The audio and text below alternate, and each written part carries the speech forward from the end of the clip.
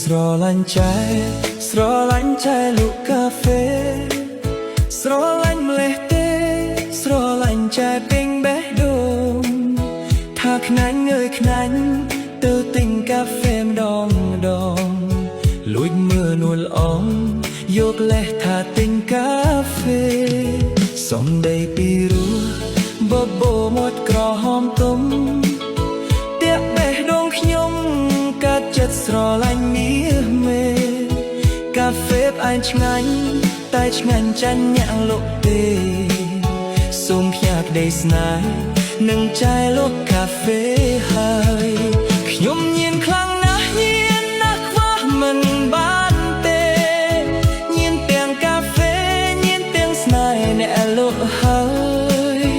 ដឹងខ្លួនដែរអីមានអ្នកស្រឡាញ់ត្រានត្រើយគឺបងនេះហើយតាមមើលអូនស្ទើររាល់ថ្ងៃពីមុនឆ្ងល់ថាស្ករតិចម្ដេចក៏ផ្អែមម្ល៉េះតាមពិតស្ករនេះកើតចេញពីសម្រស់ថ្លៃអ្នកលក់កាហ្វេបងសូមចងជាប់និស្ស័យស្ម័គ្រខ្លួនធ្វើប្តីអ្នកលក់កាហ្វេហើយ